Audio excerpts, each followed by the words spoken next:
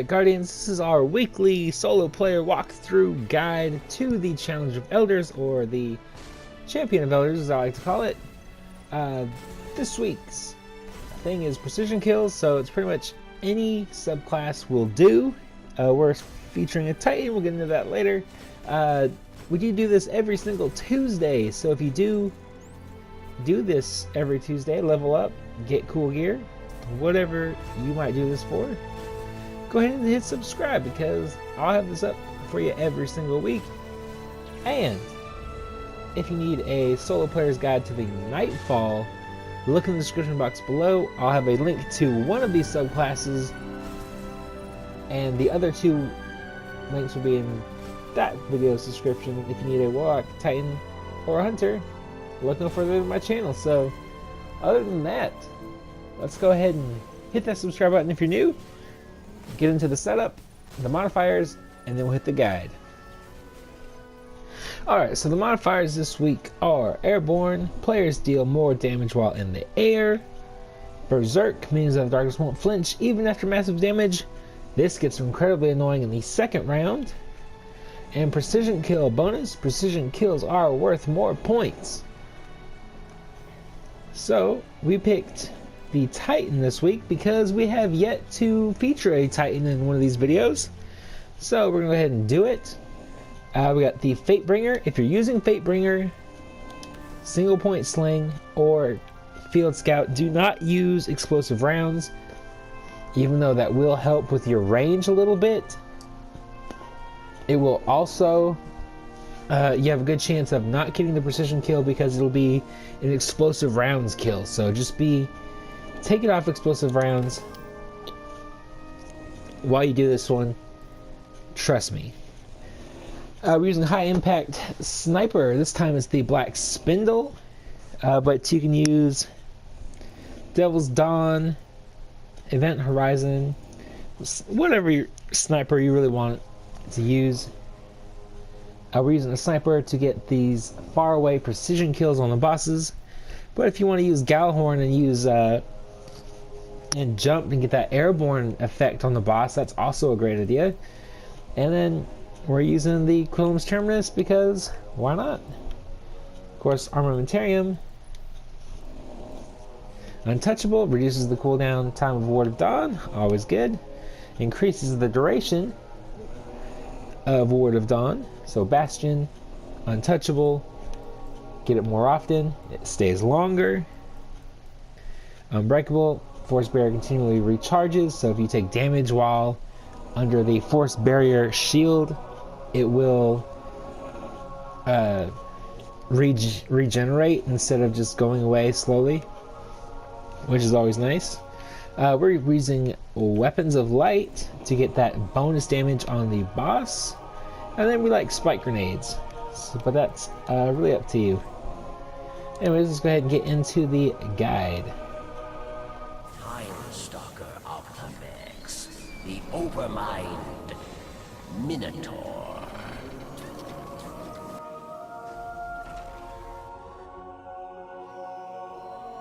Alright, so this boss is fairly easy. As you can hear, the little alarm sound he makes, you want to be behind a wall or something. As I'll point out again later on, and so you can hear it, I'll turn up the volume of that sound. And what to look for on the screen, I'll zoom in. You're going to want to be behind when he says spotted, just above your super bar. So go ahead and look out for that, but you want to be behind cover. And this is pretty much the perfect spot for this. We are to the right of when you spawn in. So go ahead and just stick around here and just go ahead and hit your shots. As you can see, if you're using a hand cannon, especially Fatebringer, the range is horrible. Like, this is the perfect example of how badly Fatebringer was nerfed since year one, or hand cannons in general. The range on these things are god awful now, which is really too bad because in PvE they're almost unusable because of how craptastic their range is. But that's for other smarter people to go. Anyways, when you're doing damage to the boss, this is about where you want to be. This is a great safe spot. As you can see, you can get those precision shots, but if you want to use your Ward of Dawn, if that's the subclass you're using, go ahead and we like to come over here. Take out these ads, see if I'll actually look at that area where I can show you the other safe spot right about here. You want to be like, if you're trying to take on Sekrion, the Taken version of this, of the Vex version, where you can just literally shoot through that little gate. Missed it again. Alright. But anyways, pretty much just do what you see me here doing. Go back and forth if you want to. You can go to that little cubby hole, or you can stay back here to damage the boss. Though I would highly suggest you just go ahead and kill all of the enemies and then do damage on the boss. You want to do that in each phase to maximize your points, because sometimes the respawning of ads overlaps and you will actually get less enemies than you normally would. So I'm going to point out that spotted thing, and then we'll go ahead and move on to the next boss.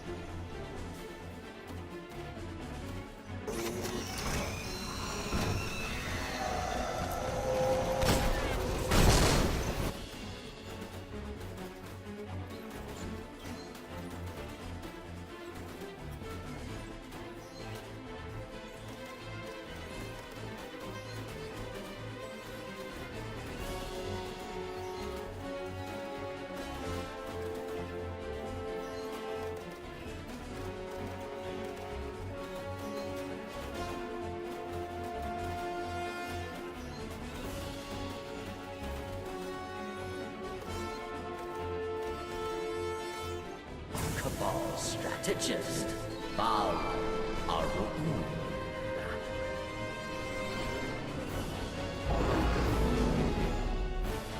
Alright, so for round 2 we get my second least favorite Challenge of Elders boss, which is the normal Cabal boss. But it's pretty much kill as many things as you can, and as quickly as possible come running over here. That way you can shoot as many of these scions in the face as possible. And just keep an eye out from behind. Kill these guys with a grenade if you can. Otherwise, or if you're an incredible shot, get that headshot. I'm not that skilled. But a grenade will get you more points than just a normal kill. I think it gets you 80 points. Yep, it'll get you 80 points instead of 50, so that's 30 additional points that you will be able to get. But anyways, kill the phalanx as quick as possible. Now, the boss will get a shield after about 30 or so seconds. And to get rid of that shield, you have to kill the corresponding major scion. But you don't want to do that until you kill all this first wave of ads. That way it's just easier to take those guys out. And then what I like to do, this might not be the fastest way to get this done, but it is, in my opinion, the easiest, is after you kill all the normal ads, focus on the major scions, so whichever one you can kill first. In this case, it is the solar one. This will be in random order, by the way. But kill the corresponding one. You'll have that little glowy effect like you see on the solar one there.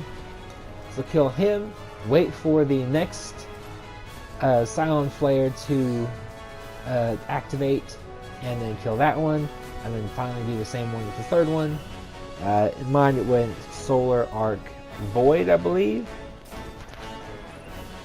But just go ahead and do that, and then that way you can just focus on the ads and the boss one at a time instead of having to deal with, oh god, I got some ads coming at me and I gotta take down this Silent Flare. Okay, now I can do damage on the boss. oh, but I got another sound flayer to deal with, and there's more ads spawning in. It just makes it a little bit less stressful for me this way. But you guys do you. As you can see though, you just kind of want to wrap around. You don't want to stay too long in the same area, because the boss will do a butt ton of damage to you, as well as the sounds and sound flares, blah blah blah. All of the ads will kick your ass pretty hard. But yeah, so I'm gonna go ahead and speed this up just so you guys can see how I like to do it. But as you can see, I'm taking out those sound flares, trying to kill those ads as quickly as possible as well. But definitely get those sound flares out of the way as quickly as possible. You will have 30, maybe 20 seconds in between each of them, so it can be a little bit annoying. But that's how the cookie crumbles, I guess. Anyways, on to the next boss.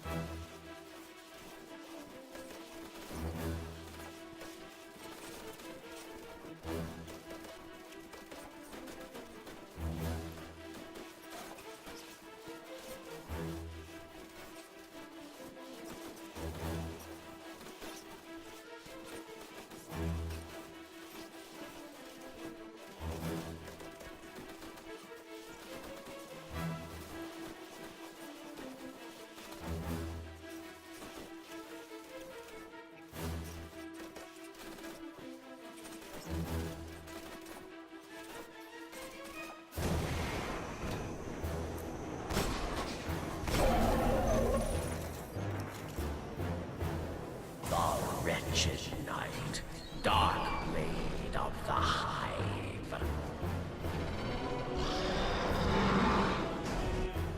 Alright, so for the third and final round, we get one of the easiest bosses in Challenge of Elders, which is nice, because he's also the strongest this week. If you didn't know, each boss and wave of ads, well, each round, the enemies get increasingly stronger.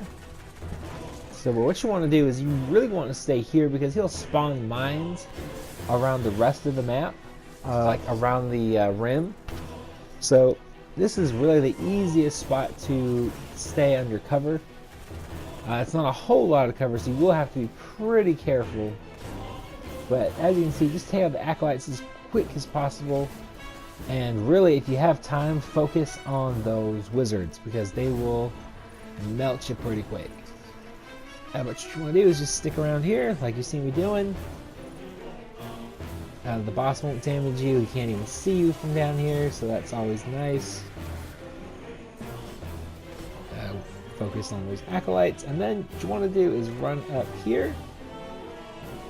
You don't want to be up here, really. You can get down a little further. I will speed this up once we get through my explanation, and then I will stop it so you can see a much safer area to shoot the boss from, which is still right next to this. It's just behind, though. You're going to stand behind this bridge, not on it, like you see me doing here. So watch out for that.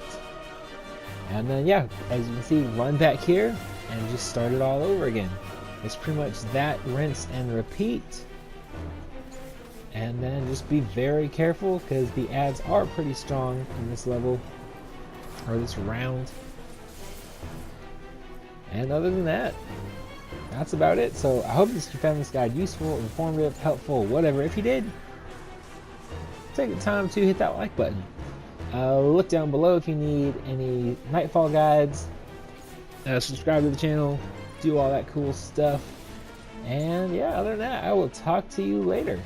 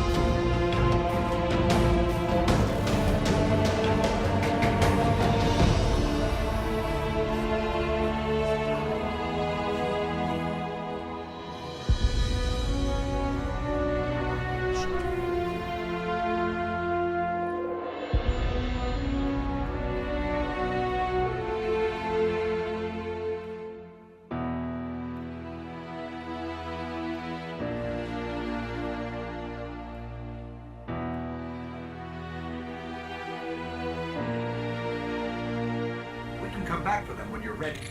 Let's get you home.